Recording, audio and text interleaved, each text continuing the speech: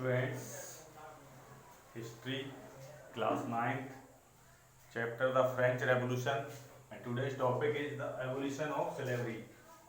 Evolution of slavery. Students, slavery means होता है गुलाम, किसी के गुलाम होना, यानी evolution means end करना, यानी गुलामी का end करना. Evolution of slavery. तो students, I told in about the Jacobins. तो Jacobins resign abolition of slavery है. जैकोबिन्स जो थे उन्होंने स्लेवरी को जैकोबिन रूल्स में जो था जो स्लेवरी थी वो समाप्त हुई थी, एंड हुई थी इन फ्रेंच कॉलोनीज. कहाँ पर?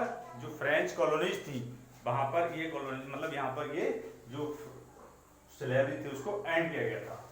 द कॉलोनीज इन कैरिबियन, जो कॉलोनीज थी वो कैरिबियन थी. स्टूडेंट्स, कैरिबियन जो था एक, जैसे ये मान लीजिए अर्थ है तो इक्वेटर यानी इसके आसपास एक ये इक्वेटर है, इस इक्वेटर के आसपास जो नॉर्थ साउथ अमेरिका के पास जो कॉलोनीज थी वही इसी के पास थी.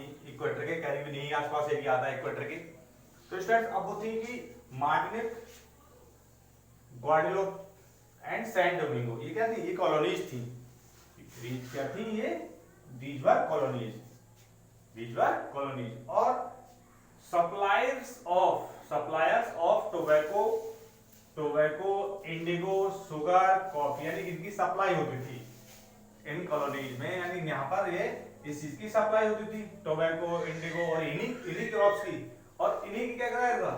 Indigo, tobacco. जो ये इक्वेटर एरिया है, ट्रॉपिकल एरिया है, थोड़ा हॉट वेदर है और रेनफॉल अच्छा होता है. तो यहाँ पर ये कॉफी है, इंडिगो है, टोबैको है, इसकी क्रॉप्स यहाँ पर बहुत अच्छे से होती थी क्योंकि टेम्परेचर उसके जो फीचर्स थे यहाँ पर अवेलेबल थे, यहाँ पर अच्छे से मिलते थे. तो इसी वजह से यहाँ पर क्या था, स्लेवरी बहुत मतलब जो क्रॉप्स थी, प्लांटेशन क्रॉप्स थी, इसको बहुत अच्छे से करवाया जाता था. और वो जो स्लेव्स थे वो यहीं आसपास इसको बसाए गए थे. I am telling just now. तो triangular slave trade between Europe, Africa and America.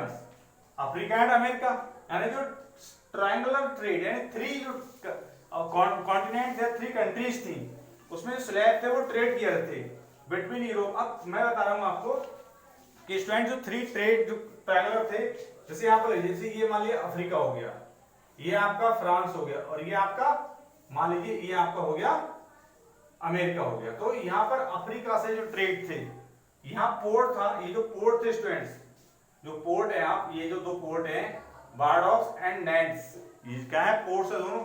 जैसे ये अफ्रीका है, मान लीजिए अफ्रीका है, अफ्रीका से फ्रांस को यहाँ से परचेज किए, अफ्रीका से फ्रांस ने परचेज किए और ये अमेरिकन कॉलोनी में इनको भेज दिया गया. अमेरिकन कॉलोनीज को जो स्लेव्स वहां से ट्रेड किए गए थे वो अफ्रीका से ट्रेड किए गए फ्रांस में, यानी जो यूरोप कॉन्टिनेंट था फ्रांस में लाए गए. फ्रांस से जो अमेरिकन कॉलोनीज थी वहां इन्हें सेंड कर दिया गया, यानी भेज दिया गया. किस लिए? कि इनसे ये जो वर्क इनसे कराया जाए, ये जो प्लांटेशन क्रॉप्स थी वो इन्हीं के द्वारा करवाई जाए. अब दूसरा स्टूडेंट्स कहता है कि a national convention had long demand. जो नेशनल कन्वेंशन थी उसने इस स्लेवरी को बनाए रखा, बट वहां पर स्लेवरी एंड नहीं हो पाई थी. नेशनल असेंबली जब बनी थी और नेशनल जो असेंबली थी उसमें थर्ड एस्टेट के लोग थे. किसके थे? थर्ड एस्टेट्स के उसमें जो लोग थे उन्होंने क्या किया था, और उसमें थर्ड एस्टेट के प्रॉस्पेरस लोग पर्सन थे. प्रॉस्पेरस मतलब एक अच्छे, जो थर्ड एस्टेट थे उसमें से अच्छे लोग थे. तो उस टाइम जो प्रॉस्पेरस पर्सन थे तो वहां पर स्लेवरी जो थी वो वहां पर नहीं हो पाई थी. बट जो था क्या वहां पर कि जब कन्वेंशन आई, जब जैकोबिन्स आए, convention free all slaves in 1794 in French colonies. कहां कर दिया गया? फ्रेंच कॉलोनीज में इन 1794 को इनको जो स्लेव्स थे इनको फ्री कर दिया गया कन्वेंशन द्वारा. क्योंकि पहले नेशनल असेंबली बनी थी, उसके बाद कन्वेंशन बना, नेशनल कन्वेंशन बनी थी जैकोबिन्स ने जो बनाई थी. तो स्टूडेंट्स ऐसे क्या करता है, यहाँ पर ये फ्री हो गए. अब हुआ क्या था, बट जो नेपोलियन था स्टूडेंट्स, अब इसके बाद क्या था, जब जैकोबिन्स के बाद में जैकोबिन्स गवर्नमेंट नेपोलियन आए और नेपोलियन ने क्या किया, उस स्लेवरी को री इंट्रोड्यूस कर दिया। नेपोलियन ने उस स्लेवरी को री इंट्रोड्यूस्ड कर दिया। अब री इंट्रोड्यूस कर दिया। अब नेपोलियन कहना था कि फ्लोरिश ऑफ ट्रेड, यानी ट्रेड को फ्लोरिश कर दो, बहुत अच्छे से कर दो, और लोगों की जो लाइफ है वो एकदम फ्लोरिश हो, अच्छी हो। अब नेपोलियन जो चाहता था, क्योंकि इसका जो अब ये ट्रेड को अच्छा करके चाहता था, तो अब ट्रेड कौन करेगा, जो प्रॉस्पेरस सोसाइटी होती है, जो रिचेस्ट सोसाइटी होती है, उसी के लोग मतलब ट्रेड करेंगे।